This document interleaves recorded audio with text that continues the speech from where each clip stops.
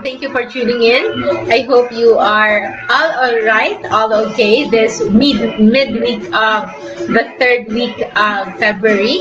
So our topic po ngayon is about mental health. So mental health and nutrition. Paano nakokonekta yung mental health sa ating nutrition? Is there any correlation or any effect when it comes to our food intake and when it comes to our mental health? Ano-ano ba ang mga mental health problems that we are currently facing? Ano-ano ang mga mental health conditions and challenges that are most frequent among Filipinos, actually worldwide? What are the very common mental health problems na nangyayari ngayon, and who are most affected? The young, the old, the ones who are poor, the ones who are rich? Meron bang pinipili ang mental health problem? And could it be possibly helped by low-carb nutrition? So I will share with you later a personal account from my own family how low-carb nutrition and fasting actually helped ang family namin, one of our very special family member who also have a mental challenge or mental difficulty. So I will share with you, and of course, if you've seen my post the other night, it's about the poster regarding one movie that's about to come up, something to do with those who have mental problems, no? So it appears to me na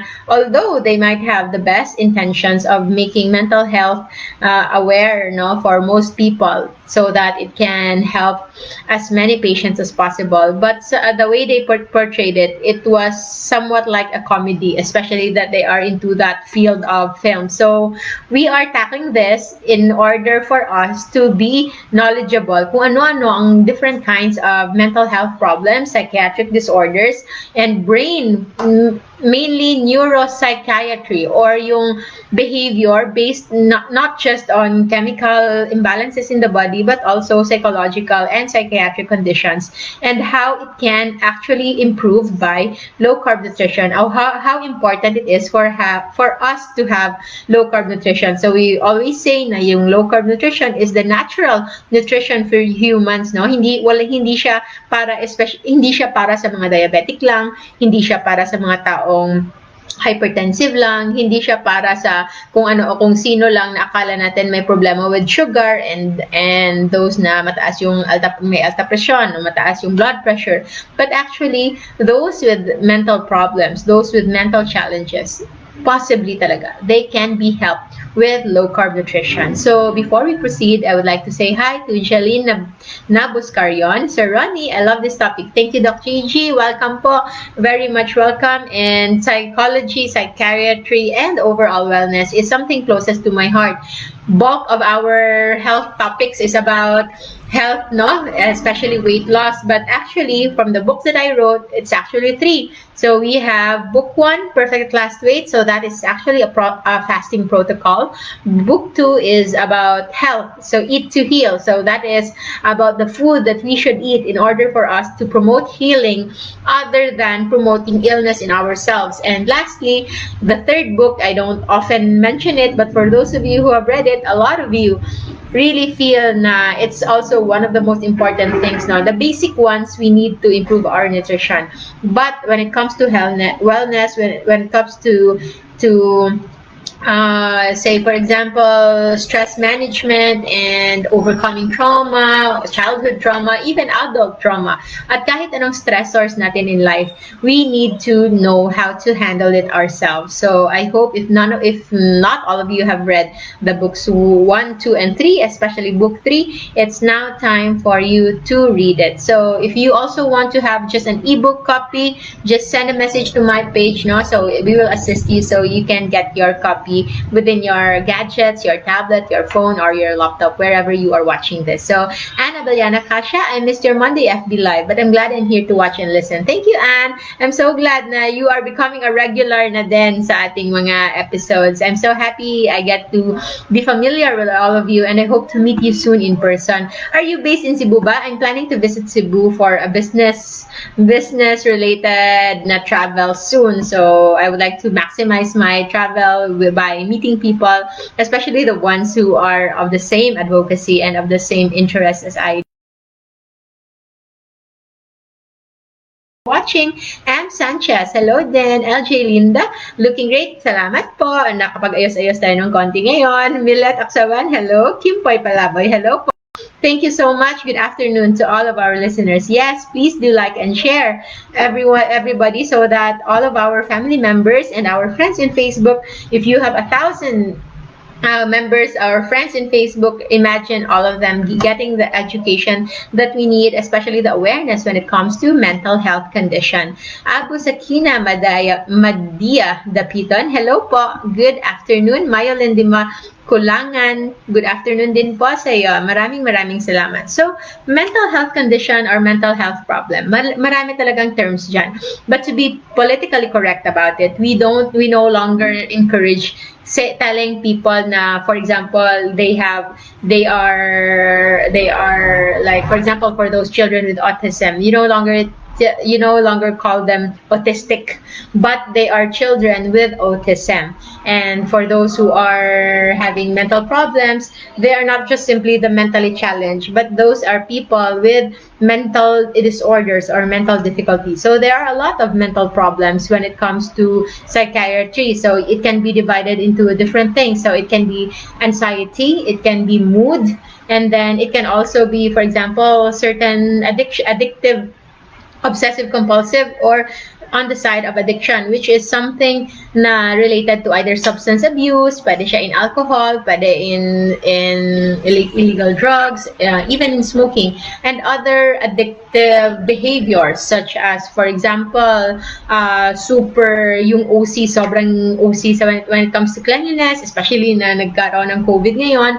So those are actually getting heightened. So with anxiety and mood disorders, meron tayong general anxiety disorder. So general anxiety disorders, yung always kang nasistress, always kang natatakot, always kang hindi mapakali. So there are different types. So for example, yung mga phobias like claustrophobia. So it's anxiety induced by when a person is in an enclosed space, no? But there are far more worse kind of GAD or generalized anxiety disorder, wherein any trigger, any scenario, kahit nasa isang crowd ka pa. For example, you are in a birthday party, merong gathering, and meron lang isang kung anong hangin lang na parang dumaan, parang yung feeling na yan, at bigla ka na lang magpa-panic attack. So yung mga panic attacks na yun are usually associated with anxiety disorder. So yun ay mostly generalized anxiety disorders. And how about mood? So for mood, we have two. We have manic moods and depressive moods, no? So for depressive, you can have depression. So you can have yung super down talaga. They always emphasize it in such a way na parang meron lang dark cloud na nakatungtong sa ulo mo. Always there. So sometimes when you are outside, you pretend that it's not there, but you always know it's there. And then comes mania, meron namang super heightened na naman. Yung feeling na sobrang elated ka, you can do everything, you are on the top of the world. But this kind of very up episode of emotions, of moods, no, hindi rin siya sustainable usually. So it usually goes up and down. So if you are on generalized depressive disorder, so sobrang depressed talaga, like in a span of 7 days kahit walang reason. So there are others na, for example, loss of loved one or loss of major event in life, no? Say for example, nawalan ka ng 20 years mo na trabaho, or nasira yung negosyo mo, or namatayan ka ng asawa, namatayan ng anak. So those are major life events that can induce sadness sa isang tao. Pero when the loss or that major event is already more than 3 months, more than 6 months, more than 1 year na, and still you are still not coping up well, so it can already be categorized as generalized depressive disorder or general depressive disorder, so GDD, no? So pwede na siya makategorize ng ganyan, although it can seem as judgmental minsan kasi coping up and how people are affected, especially with loss of loved one, is we cannot really judge that. Iba-iba tayo ng ways to cope, and iba-iba rin tayo ng ways to manage our stressors and how we appear to other people. But mind you, hindi lahat na kung titingnan ay okay, ay totoong okay talaga. So sometimes they are just very, very good in pretending. They're just very, very good in covering up their true emotions, what they really feel. Pero deep down, sobra-sobra silang nahihirapan na. So what can we do about it? So it's important to know that all of those are actually related to imbalances when it comes to our brain chemicals, no? So we have different brain hormones. So we have, for example, dopamine, which is the happy hormone. Meron din tayong GABA butyric acid. So yun naman yung parang negative hormone or na mas mataas sa mga depressive side. But meron ding mga yung ibang disorders, like for example schizophrenia, wherein it's excitatory. Kung depressed ka, sobrang down. So kung schizophrenia ka, mania mataas, pero yung schizophrenia ay nagkakaroon ka ng impulses in the brain that are supposedly not there. So it will lead to imaginary visions, no, or hallucinations, or it can be delusions, and it can be auditory. So we have a personal account or experience with that. So my brother Bapi, whom you know, with special needs, so pinanganak siyang with Down syndrome, and lately in life, I think around 25 years old siguro siya, he started manifesting some auditory hallucinations. So meron siyang mga naririnig na na hindi totoong nandyan. So sometimes he can hear a lot of bad words being told him, being shouted at him kahit wala namang tao dyan, and usually we noted that it has triggers. So with further knowledge, since about 7 years ago, nag-start na siya mag-medicate. So, he has medications for antipsychosis. So, that is to lower down the tendency of the hallucinations for him. And at the same time, meron din additional medications that is given to counter the side effect of that medicine. So, isang condition lang, dalawang medicine agad. It is to counter the effect of that excitatory impulses sa brain niya because of schizophrenia. So for that poster, if you've seen it, they're actually portraying mostly the pinaka-exaggerated form of, sabi nila, na may mental disorder. So, usually, kapag ganyan, they are usually referring to the stigma of schizophrenia. So, schizophrenia, yung mga biglang sumisigaw, minsan biglang nagagalit, minsan biglang nagiging violent. It is because they are seeing entities that are not there. They are seeing and hearing things that provokes them to shout, that provokes them to be violent, that provokes them to throw things, no? But that's why, kung sa kanila, totoong-totoo yan, hindi yan, and sadly, it is not a function of intelligence, it is not a function of wealth, it is not a function even of education. Even the ones with very high IQ, even the ones na nasa upper part of the economic pyramid, no? So, yung mga mayayaman talaga, na makikita natin.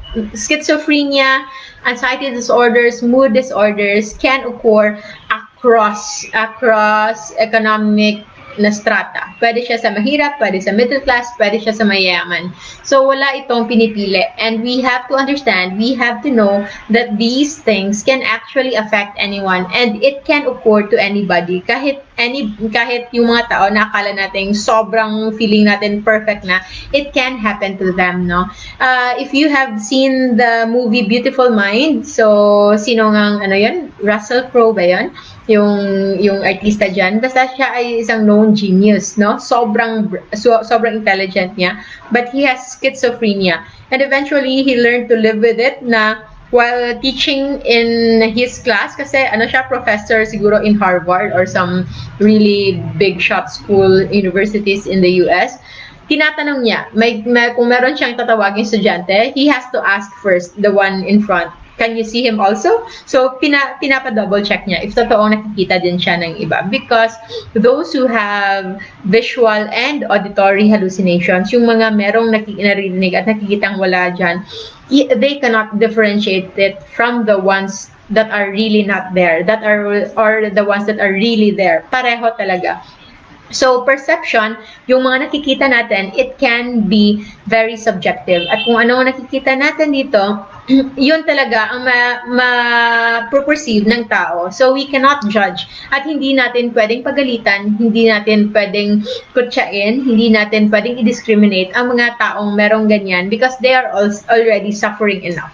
What we can do is understand them, but if we have family members whom we are taking care, no, especially as they age, no, if you have family members like mine with Down syndrome and other mental problems, mind you, as they age, mas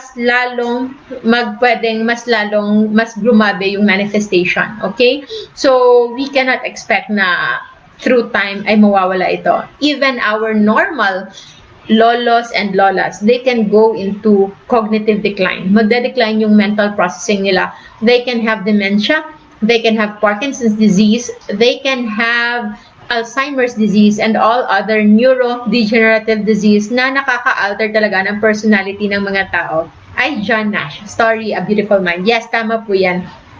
So, that's really, really important if we are taking care of those people because possibly they can actually be helped with low-carb nutrition. How come low-carb nutrition or the absence of carbohydrates can improve mental processing?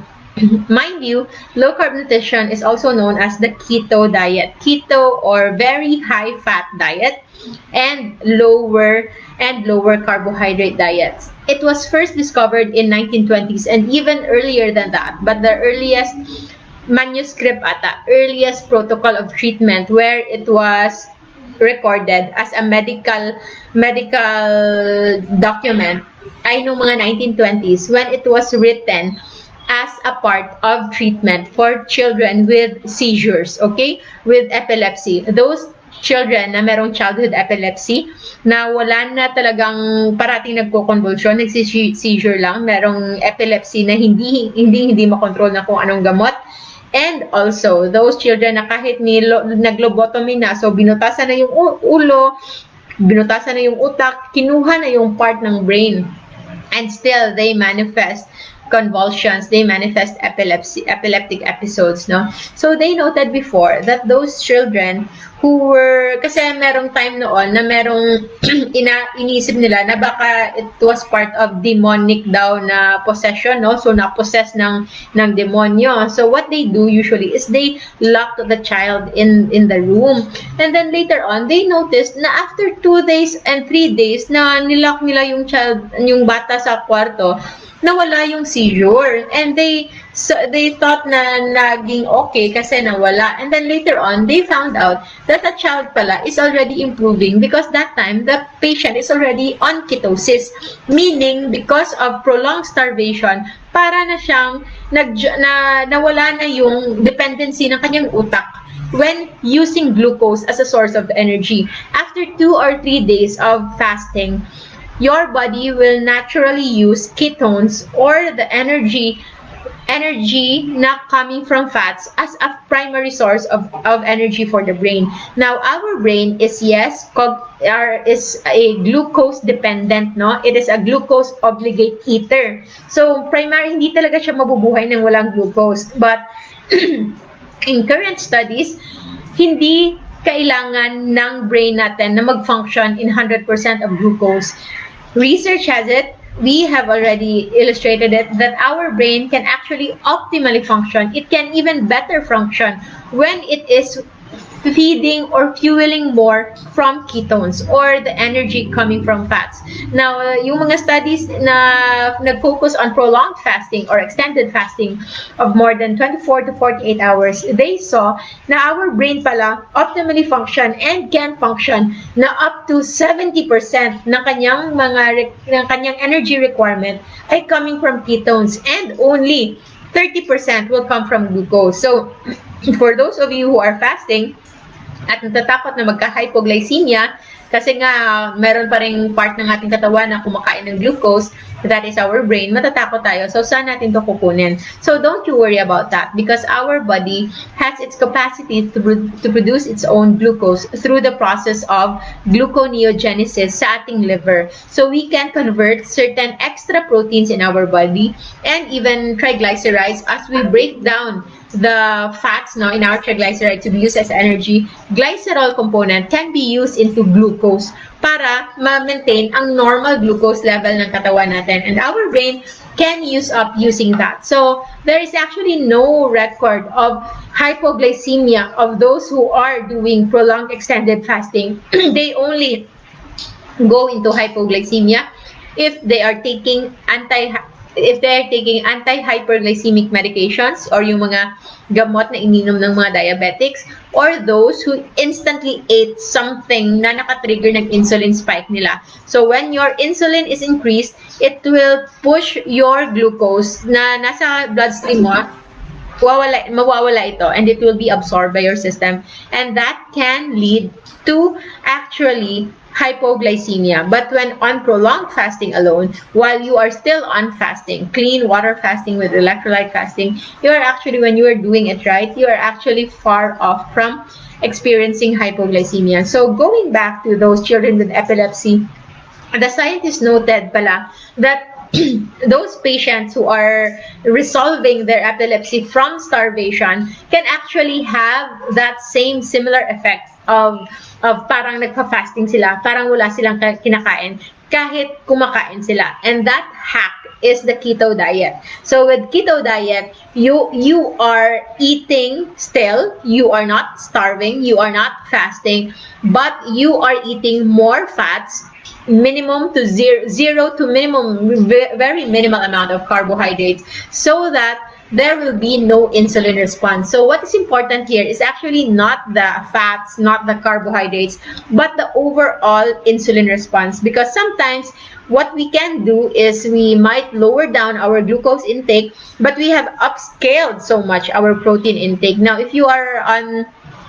just on maintenance phase or you are not looking into ketosis talaga as your full goal, of course, you can do a high protein diet. If you are already at the top of your health, wala na kayong masyadong ina-adjust. But when you are on epilepsy or an healing part na gusto mong ma-reach yung goal ng ketosis, you are better off eating minimal to moderate amount of proteins or mga karne, meats, no? And zero to very minimal amount, not more than 20 grams of carbohydrates per day. And the rest of your energy requirement for the day will be taken up from fats and healthy fats. Important din yon. Kasi when you are fueling or eating fats, your insulin will go down and your body will just naturally go into ketosis. So, kukunin niya na energy ay ketones. And when used by our brain, it is now known that our brain pala functions more efficiently, functions more optimally,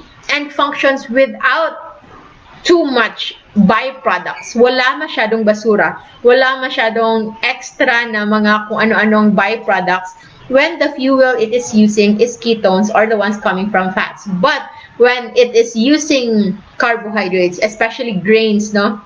There is a book entitled Grain Brain. So that book focused on the effect of eating grains across culture on the mental processing and cognitive function ng mga tao, especially the elderly. So it's now been shown many times in many studies na yung mga taong especially races and especially populations, no, certain nationalities na very fond of eating rice, very fond of eating grains, no, if not rice, pwede wheat flour, pwedeng corn, no, they also have the highest number of dementia cases. If not dementia cases, Alzheimer's cases, and also Parkinson's disease. That's why when it comes to language naman, no, like psychological language, in language of psychology, a certain term is present when it is important to that specific culture. So when it comes to our culture in the Philippines,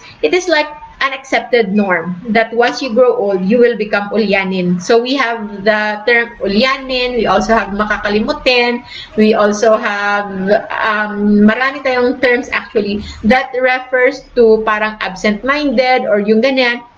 But those are referring to one thing. So that is cognitive decline. And what is very much common in our culture, it's also the very frequent eating or consumption of rice. And now, with modernization, in addition to rice, marami pa tayong kinakain na corn chips, mga chicheria, mga nachos, taco, at kung ano-ano pa. Breads, no? Bread somewhat replaced na rice for other families. Like, proud na sila na hindi na kami nagsasaing tuwing umaga, tuwing morning, kape na lang, at pandesal. So, we are glad na ngayon with low carb, we can already recreate our own pandesal na low carb version, no? But honestly, hindi natin talaga kailangan gawin yan. We don't even need to have breakfast because our body can benefit from scavenging. Pwede siyang maghanap, pwede siyang maglinis pa na kung ano pang extra na naiwan sa katawan natin and make use of that as energy. To those people with Alzheimer's, those people with dementia, those with Parkinson's, meron silang tawag na mga protein deposits sa kanilang brain. So, it can be Lewy bodies, so L-E-W-Y, Lewy bodies. It can also be amyloid deposits, no? Or sa mga those with amyloidosis.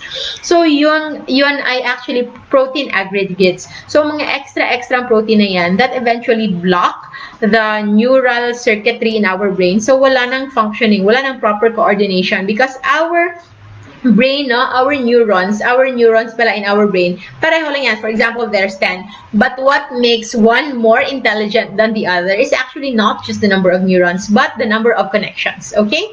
So, kung meron ka mang 10 neurons, pero dalawa lang yung connected sa kanya, you are actually not helping enough.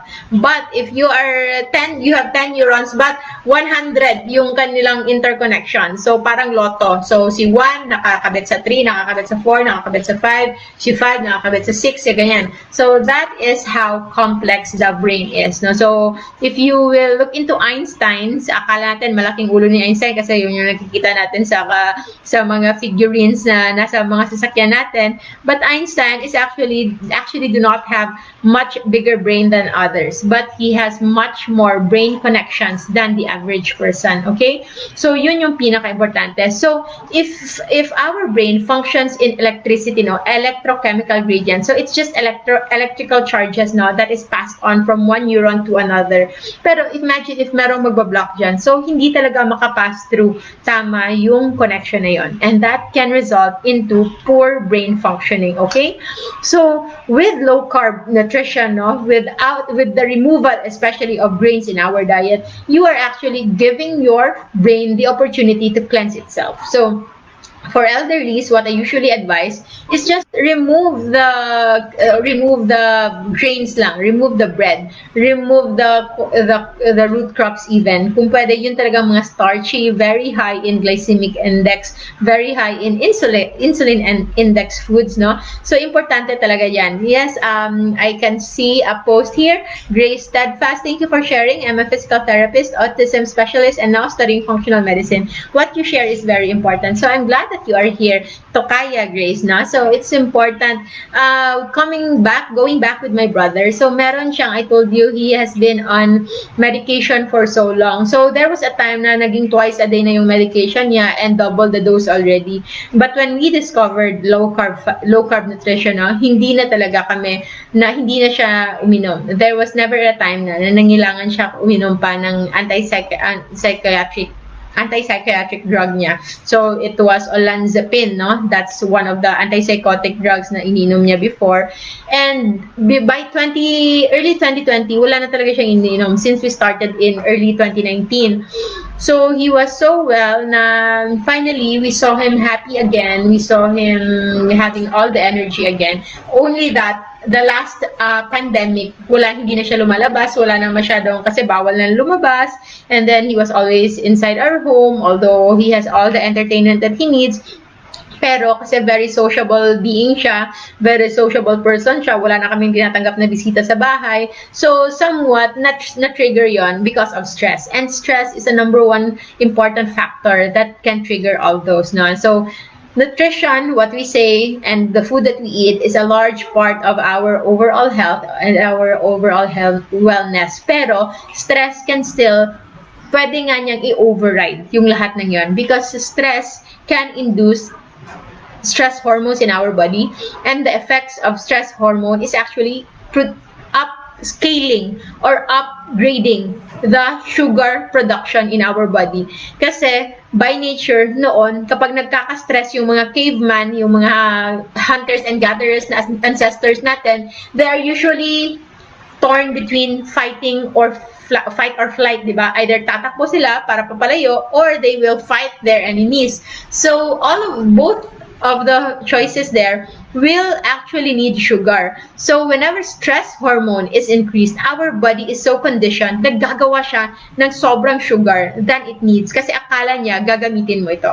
But when you are not using it, especially when you are not active physically, you are not exercising, and the stresses that you have are mostly mental and emotional stresses. So those sugar can build up. So it can have an effect as if you are into high carb meal kahit naka low carb ka.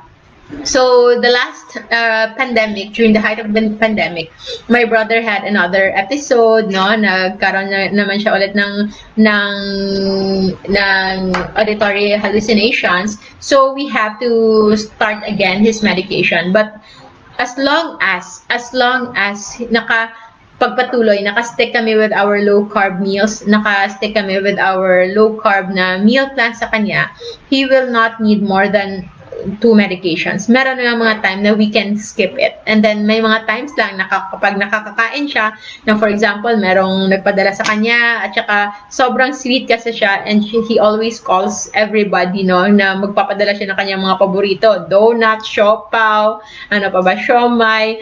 Kapag may nakita siyang pinost na cake, gusto rin niya ng cake, so mga ganon. So, sometimes people will send off food at nakakain niya, and walang pang mintis yan. The moment he can eat carbohydrates, magkakaroon na naman siya ng episode. He will shout in the middle of the night, or iiyak lang siya kasi meron siyang nakikitang kung ano-anong nasa bintana daw na nangungut siya sa kanya, tapos sinasabihan daw siya ng mga bad words. So, he can really cry. At alam mo, sobrang kahit may special needs siya, kahit may Down syndrome siya, but he is the kind na ang yung intelligence niya when we assessed him before, around 13s, parang early teens yung kanyang intelligence. So he is quite intelligent for someone like that.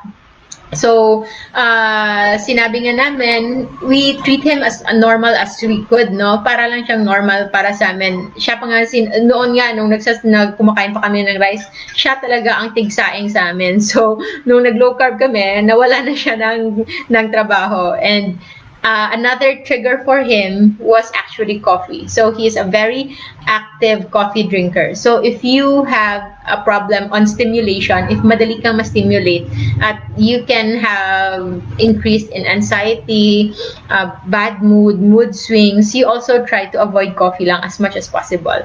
Although kahit sanay ka na, but if you still have problems with managing your own stresses, you can experiment on removing any stimulant. So sugar is a major stimulant. Caffeine is a major stimulant. So, and lastly, the drugs, no? So other sources of caffeine. So in low carbs, since hindi naman natin pinopromote ang mga sodas, colas. So even teas can have its limited, minimal caffeine effect, no? So the safest actually would be water. Very, very cold iced water. Or if you must take coffee, at least take it during your meal time para hindi siya mas grabe yung effect kasi when you are taking coffee during your fasting period, yung stimulant effect niya, it can be heightened. I have experiences with patients, no, na naka-IF na, they've been so good, no, they've adapted well with their IF schedule for a week at bigla nag-shoot up yung blood pressure nila. And when I asked what they did during that time, if may changes ba, or if they took coffee before that, and mostly na yung mga nagkaroon ng ibang experience, nakaranas talaga. They drank coffee while they are still on their fasting period, and somewhat if naka-coffee ka and you are on your fasted state, mas double yung effect. So if you still have those, no, and if you are already in, say for example, diagnosed already like with mood disorders, especially bipolar disorder, no, so bipolar disorder is a mood disorder na nag-alter between manic phase, sobrang elevated na self-esteem, and then sobrang depressive mood na naman. So in a week pwede siyang mag-occur, no, one after the other. So if you have those episodes, or if you know someone with those episodes, try to look back. Do a 1 week food recall or events recall. Kung meron bang mga araw na nag-cheat, or meron bang what we call as hindi naka-comply with our regular low-carb nutrition. And mostly, all of those are possibly related to those imbalances. Kasi when our body is already used to ketones as a source of energy, kapag nakatikim na naman siya ng sugar, it will have the same effect as an addict who already recovered, and then for the first time again, nakatikim na naman ng kanilang illegal substance that they've been addicted to. So it's important na if you stick to it, try to stick to it as long as you can. And what is important also is for us to know that in medicine, if ever you get consulted with a possible psychiatric disorder, the number one first rule is to rule out first electrolyte imbalance. Kasi sometimes it's just electrolyte imbalance. So with electrolyte imbalance, the most important that we need to check is our sodium, yung asin natin sa ating katawan. Some kasi with the dietary guidelines, no, yung DASH guidelines na pinauso ng mga American Heart Association ata. So it's a diet that is composed of low fat, low salt diet. So lahat tayo sinunod na natin 'yan. However, we are seeing now a lot of other illnesses that are actually byproduct of lower sodium intake. Yung sodium natin, it is so important in our body that it is even the most important, most abundant na electrolyte sa katawan natin, and it is also the one that is easily depleted. So we will have more problem when we are in low sodium level than we are in high sodium. Kasi with high sodium, as long as normal yung kidneys mo, it will just easily eliminate the extra sodium, the extra asin sa katawan natin. So if you are still if you have patients, or if you have family members, or if you yourself are wanting to improve your emotional, psychiatric, mental well-being, the natural way, you can do low carb, you can do fasting as part of your mental discipline, as part of your own personal self-control, for example. But if you think you don't want to do that, no problem at all. You can just stick with low carb. And if you can already stick with your low carb meals, tapos meron pa rin episode na hindi mo mawari, look for any stimulant intake, caffeine intake, even theophylline, or the one na nasa teas natin. So try to eliminate that as well. There are others, no, yung mga ginkgo biloba. So although they are nutritionally good, but they are still cardiac stimulant, and it can be neurostimulant. Nakaka-stimulate din sila ng utak natin. So lahat ng hindi nakakapagpatulog sa'yo, those are mostly stimulant talaga. So try to eliminate all those. And also, you check your electrolytes. So with your electrolytes, number one is for you to important na make sure that you consume 1 to 2, minimum yan, 1 to 2 teaspoon of salt every day. Kasi when you are into low carb, your body is no longer hanging on to so much water and salt. So you are prone to excreting and eliminating, urinating more salt than what you are used to. So, but actually, that way of eliminating is just natural. That is our natural body's way to eliminate the extra sodium and water in our body. It's just that hindi tayo sanay. But our body, we don't need to worry that we are urinating more sodium than before. It's just important that you replace it. Okay? The more you urinate, you can replace them. Hindi pwede. Mas okay pang mag-dry fast ka. For example, fasting ka na wala kang iinuming tubig at wala ka rin kakainin kahit ano. And you do water fasting with electrolytes. But if you want to do water fasting alone, that is actually much more dangerous because you are risking yourself from hyponatremia or loss of sodium. It's okay if you do it in intermittent fasting period like 16 hours, 18 hours, ganon. Pero if you are looking into extended fasting like 24 hours, 3 days, 5 days of fasting, never ever do your fasting that's water only because you are risking yourself with more electrolyte imbalance. Very common manifestation of electrolyte imbalance would be weakness, yung parang nangihina, parang walang umay yung kamay, yung paa, wala masyadong energy, pagbangon sa umaga, medyo mahirap, medyo sluggish yung pag-iisip. So, those are common symptoms. And others can lead into cramps, no? So, sobrang sakit, nagigising sila na meron silang mga muscle cramps, leg cramps. So, importante din yan. Okay? So, with sodium, the next one that you need to improve on is actually your magnesium, no? So, yung magnesium natin, it's not the one that you can buy in pharmacies. Kasi, the one that's available in pharmacy, those are prescription magnesium. So, yun yung mga high doses na kailangan talaga i-correct yung mga laboratory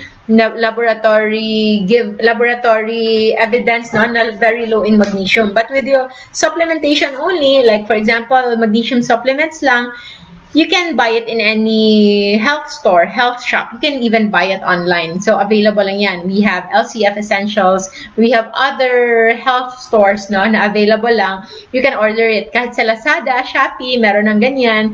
Magnesium citrate or magnesium glycinate, mga 400 milligrams per day, no? Since it will also have a calming effect, nakakapagpakalma siya actually.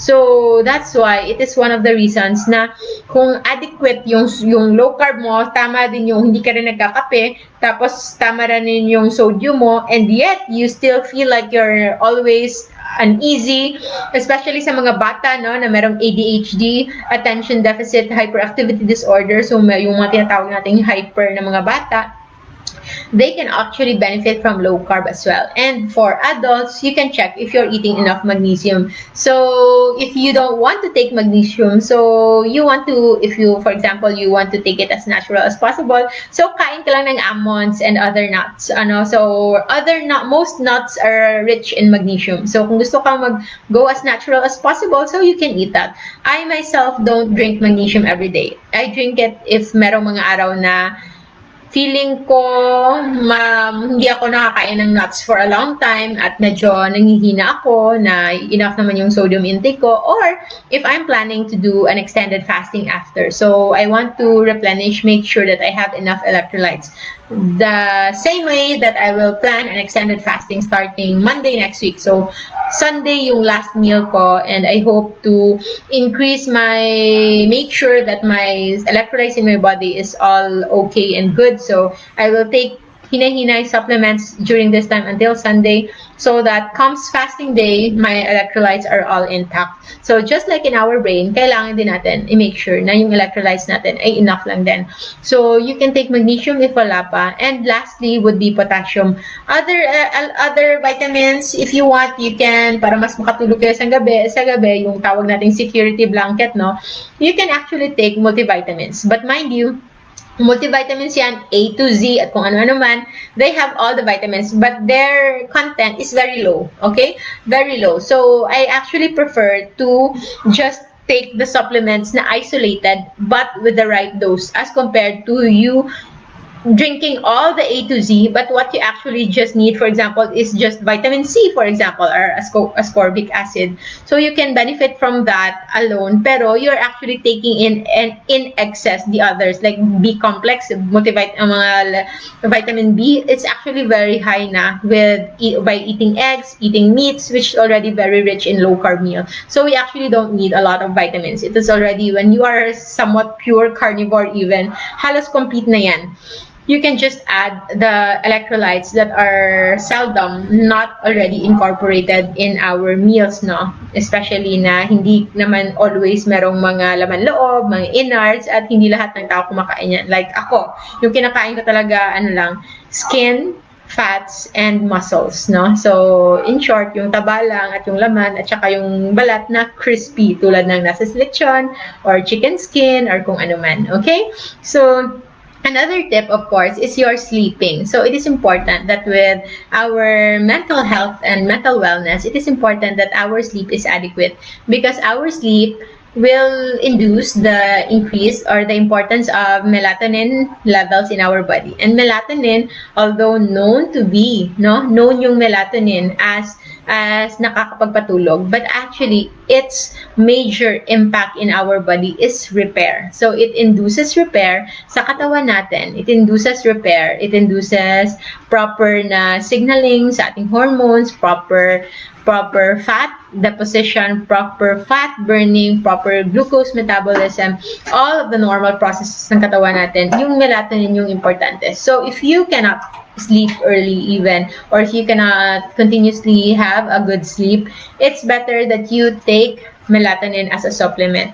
9 o'clock, around 9 to 10 o'clock in the evening, pwede na kayong iminom, because by nature, yun yung pinaka-importante at yun yung pinaka-natural sa ating katawan na tumataas during that time. So, kahit hindi man tumalab yung melatonin sa inyo as pampatulog, know that melatonin that you take, that exogenous melatonin that you take, is also helping you repair your body and repair your system. So, if you are having all that and wala pa rin, so better, kung meron pa rin, you can always go and consult with your in-house psychologist or psychiatrist, kasi baka meron pang other sources, no? So, hindi naman natin kayo tinatakot or but there are other conditions talaga that need specialists that can be, although we hope, no, that with fasting, with low carb, with proper nutrition, proper supplementation, with the right electrolytes, ay ma-manage na, if not all, at least most of our illnesses, including our mental health.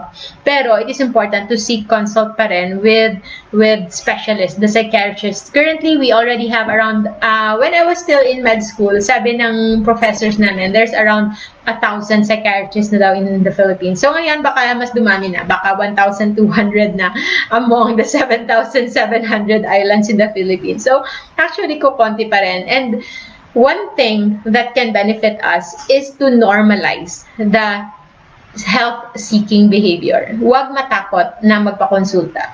Huwag matakot at huwag mahiya kapag sasabihin or iisipin mong meron kang problema or meron kang ginadala. But of course, we know that this time is already an era of DIY, of do-it-your-own. Parating nga tayong pumunta sa, may nagsabi doon ni Kuya Google daw, kasi si Google na lang lahat ng tinatanong natin. But it is okay.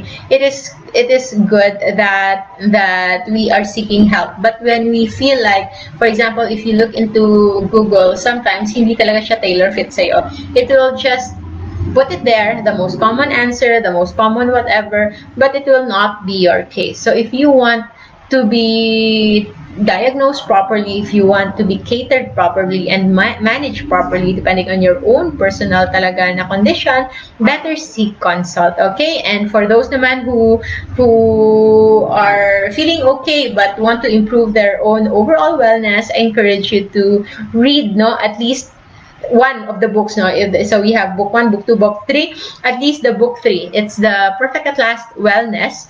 Meron siyang subtitle na Internal Calm Amidst External Chaos. So kahit anong stressor pa yan. The stresses that we have, iba-iba man tayo ng stressors in life. But it doesn't need to be yung fine-face ng isa ay ganun din ang epekto sa'yo. So, it can be different. Yung mahirap sa kanya, okay lang sa'yo, pero yung mahirap sa'yo, hindi mahirap para sa ibang tao.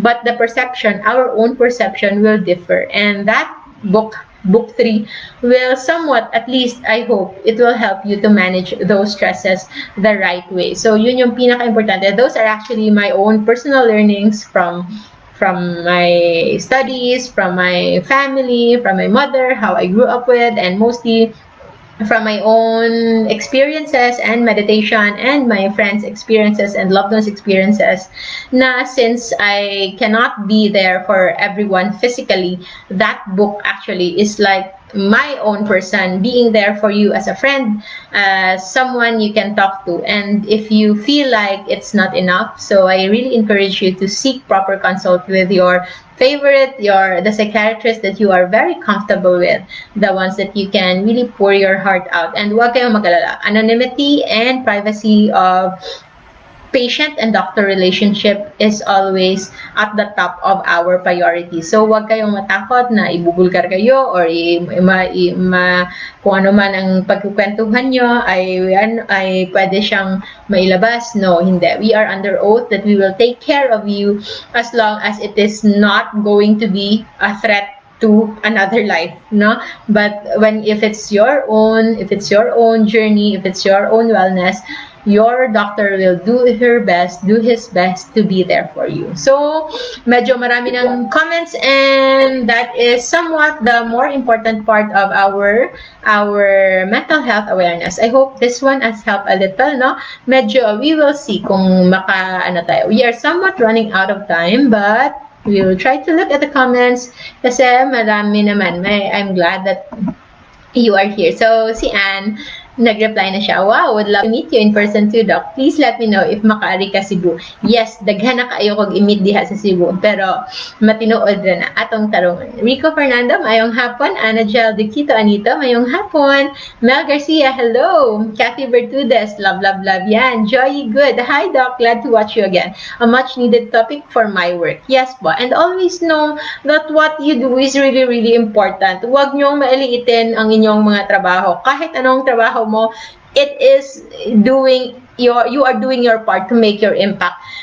We are all connected at walang trabaho na mas higit na importante kaysa sa iba. So we are all another screw in a big system, no? So we just need to do our part. Walang kung ano man. And when we learn something, we apply it at our best, no? We apply it with all our hearts, and we will just you'll just do your part and you will feel good because you are doing the right thing. So wag niyong maliitin yung mga trabaho nyo. We should be proud whatever we do, that we do our livelihood the cleanest, the legal ways, no?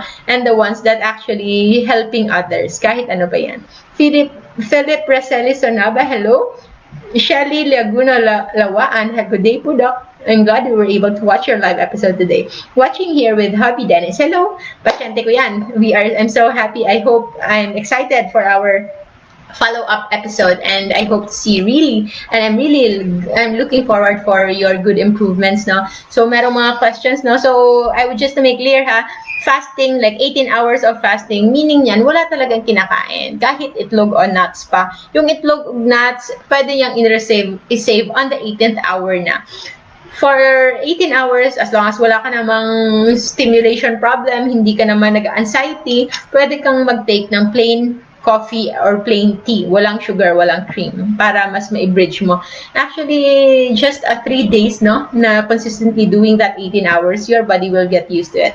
Present, si Ayang Blanquera, Gina Dagazman Meneses, good afternoon po, and of course, my dear Elise Rose, Deodato Adamas, good afternoon, good doc. Nutrition-related din po ang concern ko. More than 2 weeks na po akong parang pagod, kakazumba ng at least 5 times a week. Wow, grabe yan. Na dati, di ko naman nararamdaman ng ganon. Almost a month na po ako on low-carb diet, and rice po ay less than 3 tablespoons a day. Normal lang po ba? So, normal lang yan if hindi ka nagsusupplement ng proper electrolytes. So, maybe you need to upgrade your sodium intake, and for the first 2 weeks, pwede ka rin mag-potassium supplement. Kasi kapag tagal na low yung sodium mo sa katawan, your body will also start excreting na din potassium to balance out the low sodium in your system, and that can lead to generalized weakness, no? Manghihina ka talaga. So you can do your sodium supplement and addition of salt in your diet, and then additional of potassium supplement and magnesium supplement. But if you wish to know more, yung para malaman talaga natin, it is important, mas mabuti kung makapalaboratory ka, makapacheck ka kung gaano kababa yung potassium and sodium and magnesium level mo sa katawan. And we can also give you a prescription dose, yung mas mataas na dose para mas madali siyang makorrect. Okay? Chloe, loving this topic, still at work waiting to log off but can't miss this. I love you, my dear. So yes, LJ, thank you for ano dyan. Yes, Nobel laureate in economics and a Nobel Prize winner. Amazing movie talaga, and it's true to life, no? Inspired by true to life story ni John Nash sa A Beautiful Mind. If hindi nyo pa na-watch, better watch that. Yes, Marvin, thank you for pointing that out. No, so increase of BDNF, so it's brain derived, not theoretic peptide, no, na hormone. Okay, so BDNF, so yan yung hormone na tumataas when you are fasting and when you are in low carb diet. So BDNF is important in memory formation, in brain function, and overall connection ng katawan, ng ating brain cell na connections and communication. So Connie Anthony Fabular, good evening. Joanna Marie Aberin, hello po, hello din sa iyo.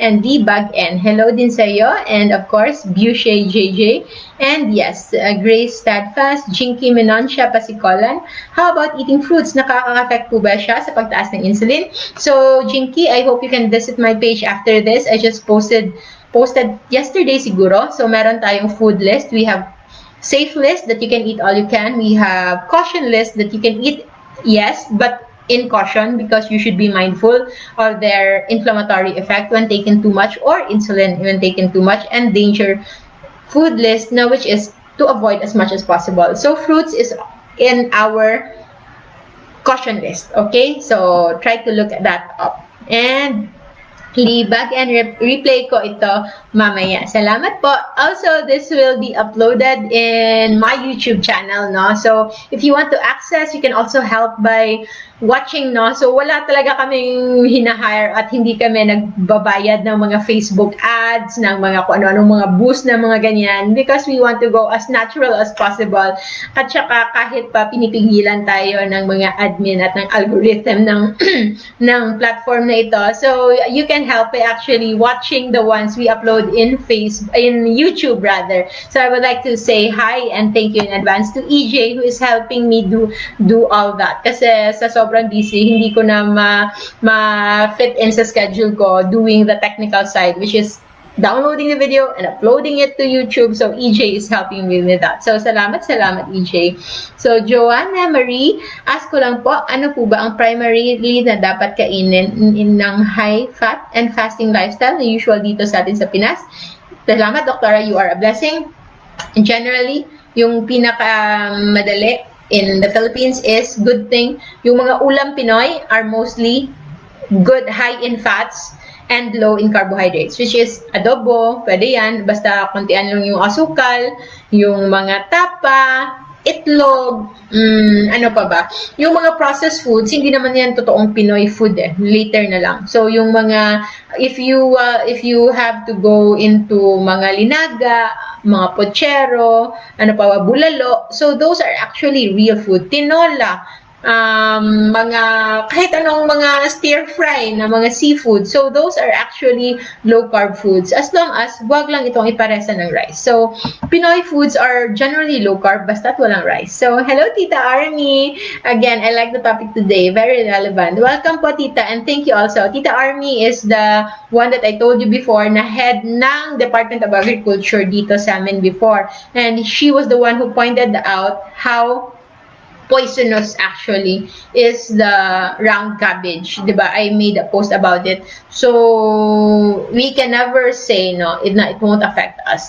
That's why all of the healthcare professionals, especially when dealing with severe cases, no? Like, for example, end-stage cancer, end-stage na mga liver problems, at saka kung ano-anong tumors, even those who are into wellness, they will really promote real organic vegetables, not the ones that you bought in the store with labeled as organic, no? Hindi ganyan. Pero yung organic ones that you really make sure, no? So, it's either kayo talaga ang nagtanim, or at least alam na alam mo kung saan ito galing and how it is produced, no? So, yung round cabbage pala, yung mga bilog na bilog na sobrang gaganda, the ones that we use to wrap our low carb na mga siomai, our low carb na mga kung ano-ano, it's actually infused with a lot of pesticides. So, yung mga pesticides, sabi nung nabilhan ko sa market dito sa amin, kapag meron palang mag-sprout, kahit sobrang liit pa lang siya na sprout, the moment na mag-sprout na siya, nilalagyan na yan, ini-infuse na siya ng 5 kinds of poisonous chemicals para lang hindi ito puntahan ng mga pest, no? So, weekly, as frequent as weekly or even twice a week even, nilalagyan yan just to make sure na mabubuhay siya na buo, na mabubuhay siya na walang pest. So, that can be incorporated sa stems mismo and sa plant mismo and sa that vegetable, even if it's low carb, can be low carb plus chemicals. Doc, saan po nakukuha yung ginkgo biloba para may iwasan din po? No, meron talagang mga certain supplements talaga na merong ginkgo biloba. So, yung mga ginseng, yung lahat ng mga label na may mga ginseng, so it's a stimulant, no? That's why it is even marketed as para mga pang-increase ng mga sexual drive or kung pang-endurance ng mga and stamina of, say, for example, athletes, no? So, it's a stimulant. And also, yun palang mga mahilig sa mga energy drinks, no, naku, wag na wag kayong uminom niyan. You'll never know what will do that to your system, no? It can even lead to sudden heart attack, especially to athletes. Sobrang nakakatakot ang mga energy drinks. So, go as natural as possible. Better fuel your energy coming from ketones. Better pa yun. So, Eleanor Patio Carranzo, hello, good evening. And Maven Gayares, watching again from Mental Health Unit of CLMRH. Yay! Atleta, I'm so happy. MHU talaga from CL, no? It's a very, very helpful unit, especially for us before, no? I graduated in CL last December 31. So it's good that there is a frequent for those with in the workforce, no, or managing a lot of employees. It's good talaga to have a mental health unit. Kahit hindi man psychiatrist yung nandyan, kahit merong in-house psychologist lang, that just so they can have someone they can talk to. Especially with COVID, our MHU was very, very much active. So after ka ma-expose sa COVID patient and then you have to undergo a 2-week quarantine, isolated ka, so that can actually cause a lot of damage. So maraming mga depression na mas naging active, mas naging severe during the isolation and quarantine periods. No? So I'm glad that our MHU was very active na after the isolation period, meron talagang assessment before coming back to work to make sure that the employee is fit to work again. Super loving this topic talaga. Thank you, Ayeng and Ella Marie Gonzaga. You're welcome. So, Grace Steadfast, most of the food now don't have enough minerals. So, magnesium and supplements is needed. Magnesium best with B12, B6 if someone is feeling weak after exercise. That might be your mitochondrial dysfunction. Need ng NRF1 to help cells. NRF2 is great to active your body. So, yes, kasi magnesium is shown to be present in more than 300 chemical processes that goes on in our body every day. So before, nung unang panahon, as cavemans, house hunters and gatherers, yung mga magnesium na yan, electrolyte, naiinom lang natin yan because our water before is so rich in magnesium. However, with pollution and everything, naging contaminated yung water, so we have to undergo purification, distillation, processing ng water natin. So what we have now is very clean, very pure water, however, devoid of minerals. So we cannot get that as much. Unless gusto mong kumain ng, you can really incorporate nuts, every cup of nuts siguro, just so you can take your magnesium fix. So it's easier just to get the supplements. If you will strive to get all the supplements coming from fruits and vegetables, baka sobrang taas na ng carbohydrate na makakain mo because you have that. So Joanne, Jorda Dax, I'm a bipolar patient since 2010, have around 4 times relapse. Last 2017, But since I'm doing good and I'm able to practice IF 2 years ago, my LCIF and my LCIF for 14 months now. Yay! That's really, really, really good, no? So it's good that you recognize it and you share it with us. Recognizing it and sharing it in public normalizes it. So we welcome sharing and gagawin na natin siyang parang allergy lang. May bipolar ako. Meron akong sinusitis. Yung ganun lang. It's just another condition that we can live with. And it's better that we recognize it so that we can adjust and we can address it properly. And people can understand you bit better then. So, Maria Gracia Chua Reyes. Hi po, 13 and 16 years old po. Can take melatonin. Younger ones, actually, no need.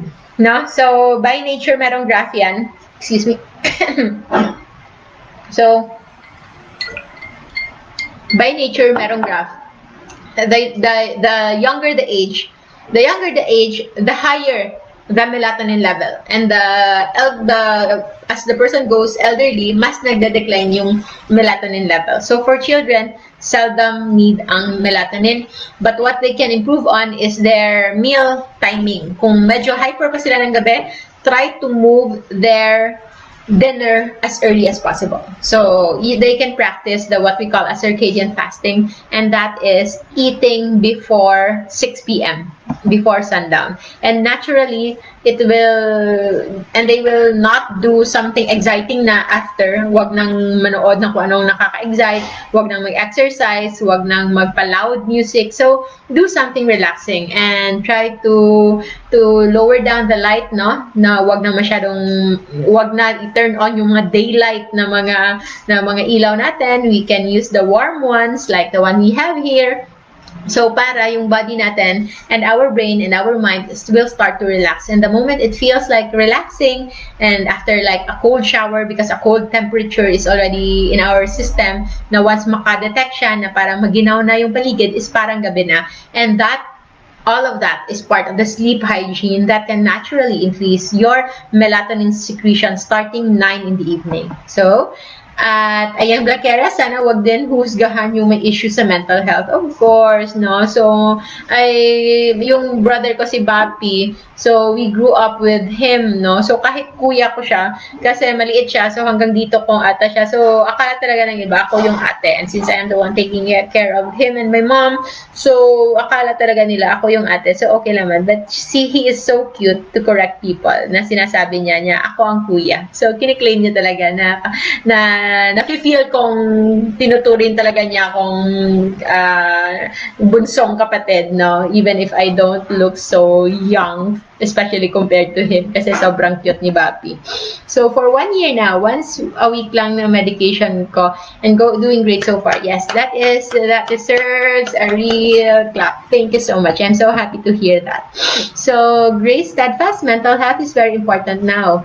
Gut-brain connections is what we need to focus on. So clean food can heal your leaky gut, which is a cause of anxiety. Yes, depression, asthma, etc.